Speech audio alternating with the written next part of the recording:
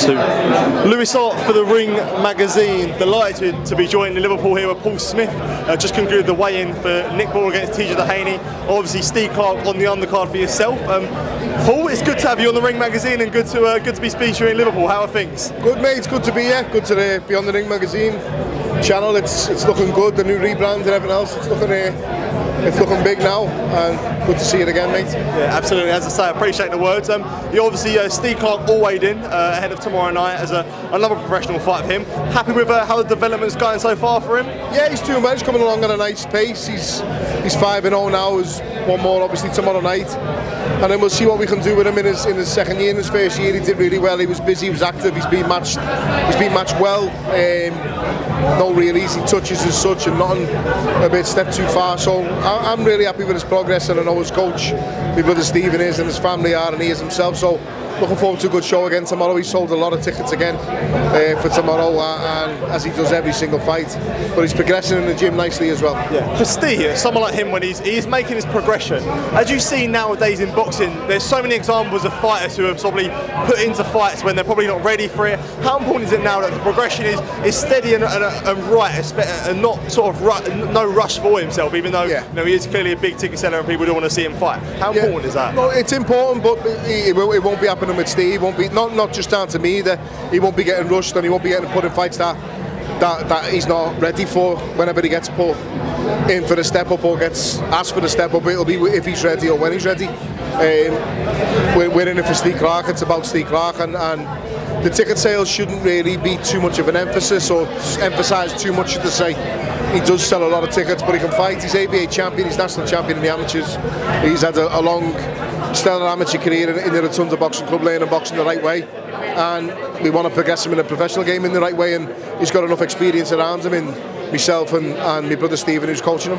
Definitely. Just touch on it's not just me, by the way, either. Yeah. It's not just me and Stephen. Yeah, of course. You'll also, as a byproduct of that, get Liam and Callum as well, and anyone else that we know give their little 2 pence worth of advice in, which is always usually good advice as well.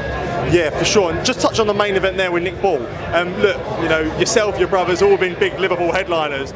Good to as well see like Nick Ball now being a consistent thing with a headliner. Another great talent from Liverpool headline at the M&S Bank tomorrow. How good is it, I guess, to have that consistent boxing back and a new headliner in Nick Ball? No, it's very good. I did an interview earlier and I explained that, like, to have headline world title boxing or big championship boxing in the Liverpool arena and have it nearly close to selling out every time. That's what we need as a city. Young kids coming through now, young boxers coming through now. They need someone to look at who's followed their route or whose route they're following. And if he can do it and he's from up the road from me, I can do it. And that's what I had that growing up with the likes of Andy Oligan and Shane Airy. That's how old I am.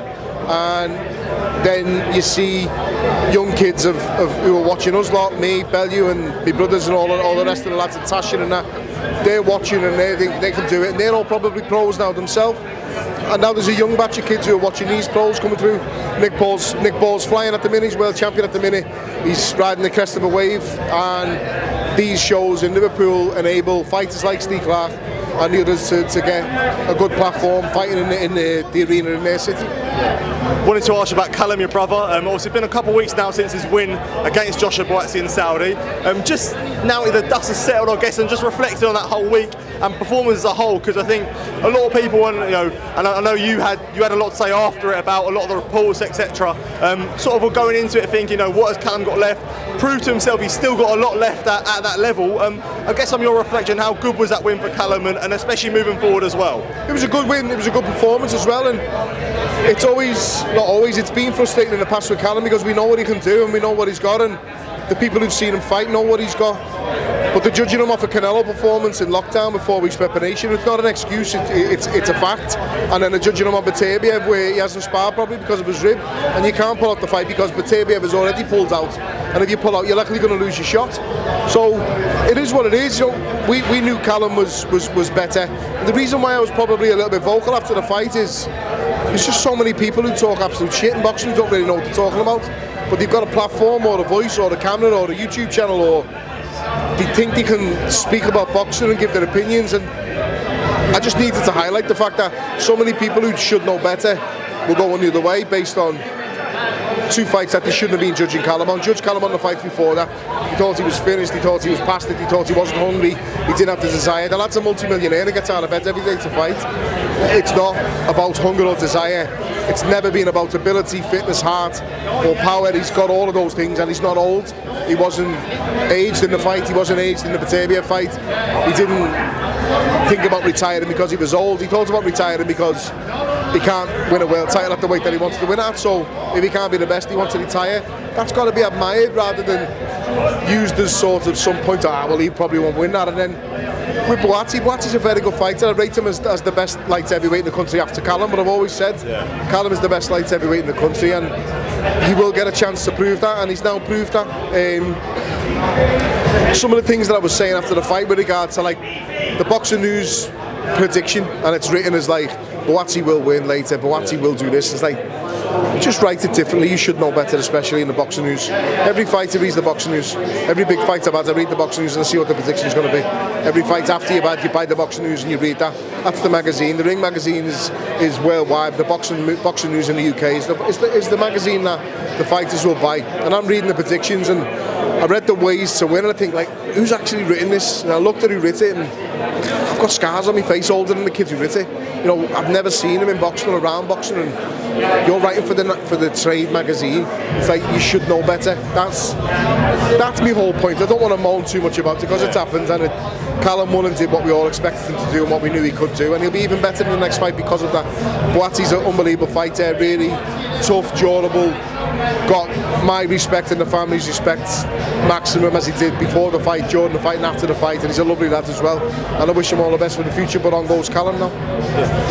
Just touching that there, was it ever frustrating? Because as I said, I spoke to Callum earlier and we were speaking, and you know, when you compare it, Callum was clearly the fighter that was much more proved at world level. So when you did see all that the favouritism towards Buatsi, how frustrating was that when you saw how proven Callum was? It's good. Listen, was it disrespectful? Did you think? Good question, but it wasn't favouritism towards Buatsi. I read a few articles. The power lies with Buatsi, and then another one in the Boxing News. The power clearly lies with Buatsi. Based on what? Based on what? Where does the power lie with Buatsi?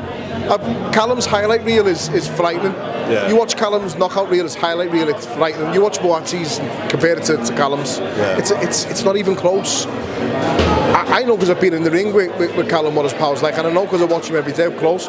But the people that have seen some of the devastating knockouts that he's had, one-shot knockouts where there's oxygen coming in the ring, like proper knockouts, that lies with Callum and always has lied with Callum. Now all these so-called experts should know that power is the last thing to leave a fighter, if he's as old as you think he is and you're saying he is. So to say the power lies with Buatsi, firstly, I've seen another one saying Callum to spin out at the usual angles. Like, I've never seen Callum spin out at an angle in his life. I just think it's just lazy journalism and you haven't watched them fight.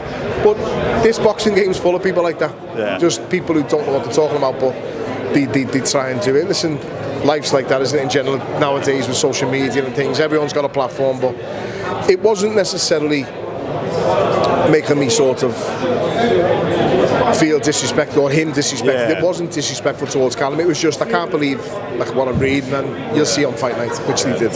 So now it's touching on what's next.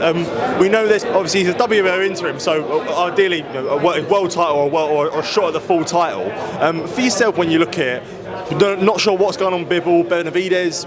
Ideally, what would you like next for Callum? I know that it was Anthony Yarde was touted. For yourself, what do you think would be the option for Callum? The thing with Yarde, what I've said on the night and what I'll still say now, is what's he done to technically deserve a fight with Callum. Callum just beat who was considered the best light heavyweight in the country apart from himself in Buatsi, and I still stand by that. If Yarde is for the full world title, if Callum's upgraded, then I've got no problem with that fight, and I'm sure Callum hasn't. But I can't speak for Callum. It's up to Callum who he wants to fight next. It's up to him, and he'll sit down with everyone and have a chat. He'll sit down with his team, and he'll decide ultimately, because he's self-managed and that's him. But for me, I want what's best for Callum, and what's best for Callum is what he's saying. He wants to be a world champion. Yeah. So, as Callum said before it and after it, he wasn't interested in Buatsi or Yarde or any of the light heavyweights in the country because it doesn't get him closer to a world title. But if Buatsi has a title which will get him closer to it, as in the WBO interim title which he now holds, then that's a fight that I want. It's not personal Buatsi, it's just the title. I think that'll be the same case with Yarde and all the others. But if there's an opportunity to fight Bivol, or if the title is vacated to become vacated, to become a full title, then it's entirely up to Callum. But whatever he does as a family and as his brother, we'll back him completely. Your brother Liam as well, taking on Aaron McKenna. A big fight for Liam in his career. Obviously, he's coming off a long layoff, which that's obviously with the frustrations and the Josh Kelly fight, etc.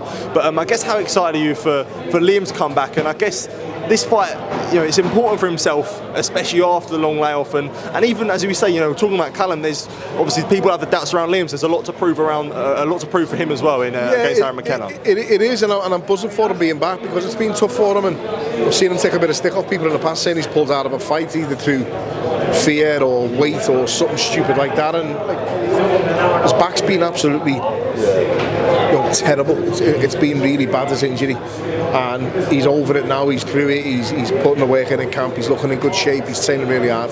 Liam Smith on his day is a phenomenal fighter, and people will realise that. And he's not old, and it wasn't age that lost him the Eubank fight. It was the camp that he had, or the lack of the camp that he had.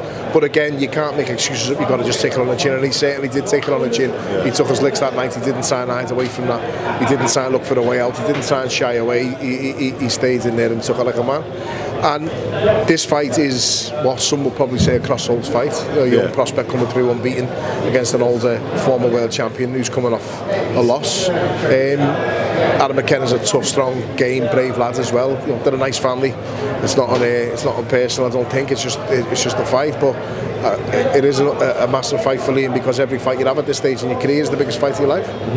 Before I do let you go, and it was something I wanted to ask you, Paul. Obviously I saw your tweet the other day talking about the British Boxing Board of Control's fine on Chris Eubank Jr, talking about where the money goes. Obviously I know for yourself you're heavily involved in the Global Fighters Association, and there's a lot of importance for you to that. And I remember previous interviews you've always talked about the fines and where this money's going. I guess where's your stance on that £100 fine and where really the money does go in terms of that when the board do put a sanction on these fines? Yeah, I saw someone tweeting me back last night. I didn't even bite to it, but you after some of the money? I mean, ex-fighters that are damaged and that are injured and that have got life-threatening injuries or life-altering injuries. There's Nick Blackwell, was he playing? Yeah, he replied that. I saw that. He could do with some of that money, or he could do with some of that money going towards some form of course or treatment that could help him in his life and help him have a better quality of life. Michael Watson could have a better quality of life. Some of the people that have been altered and damaged and changed and injured for life, and that have got career-ending injuries, I'd like to see some of the money going there.